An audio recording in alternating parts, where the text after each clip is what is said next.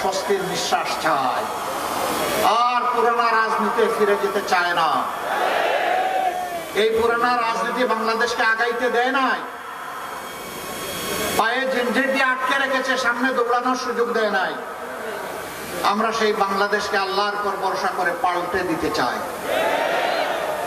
এই সুযোগে আগামী 12 তারিখ গণভোটের মাধ্যমে পুরোনো বন্দোবস্ত রাজনীতির যা আছে এটাকে বলা হবে তুমি না, বিদায় নাও, এবং নতুন রাজনীতিকে বলা হবে হা। গণভোটে কি দিবেন আপনারা? কি দিবেন? হা মানে আজাদি, না মানে গোলামি। আজাদি না গোলামি? আজাদি না গোলামি? ইনশাআল্লাহ আমাদের প্রথম ভোট পড়বে আজাদির পক্ষে, ইনশাআল্লাহ হার পক্ষে। 2 নম্বর ভোট, যারা সরকারে গিয়ে দেশটাকে ইনসাফের ভিত্তিতে পরিচালনা করবেন। সমাজে আর কোনো বৈষম্য হবে না, চাঁদাবাজি থাকবে না, দুর্নীতি চলবে না, মামলা বাণিজ্য হবে না, নিরীহ মানুষকে হয়রান করা হবে না, মায়ের গায়ে হাত পড়বে না। সেই বাংলাদেশটা আমরা করতে চাই। সকলের জন্য নিরাপদ বাংলাদেশ, সকলের জন্য গর্বের বাংলাদেশ আমরা করতে চাই। সকলের জন্য ন্যায় বিচার আমরা কায়েম করতে চাই।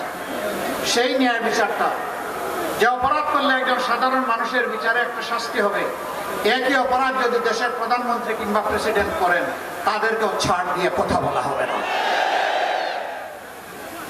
তাদেরকেও কোনো দায় মুক্তি দেওয়া হবে না, বিচারের আওতায় আসতেই হবে। অপরাধ অপরাধী, যিনি করেছেন তিনি অপরাধী, তার অপরাধের শাস্তি তাকে পেতে হবে। সম্মানিত ভাইয়েরা, সেই বাংলাদেশ গড়ার জন্য, যুবকদের হাতে বাংলাদেশের চাবি তুলে দেওয়ার জন্য 12 তারিখ আমাদের দরজায় কড়া নাড়ছে। প্রথম ভোটটি হা, দ্বিতীয় ভোটটি ইনসাফের প্রতীক দাঁড়িপাল্লা সহ 11 দলের যার যেখানে যে প্রতীক আমরা হাতে তুলে দিয়েছি সেই প্রতীক। এটা কোনো দলের প্রতীক নয়, এটা ঐক্যবদ্ধ বাংলাদেশের প্রতীক। আমরা বাংলাদেশ জামাতে ইসলামের সরকার গড়তে চাই না, আমরা বাংলাদেশ জামাতে ইসলামীর বিজয়ও চাই না, আমরা 18 কোটি মানুষের বিজয় চাই। জাতি, ধর্ম, দল, মত নির্বিশেষে সব কয়টি নাগরিকের বিজয় চাই। সেই বিজয়ের লড়াই আগামী 12 তারিখ ইনশাআল্লাহ।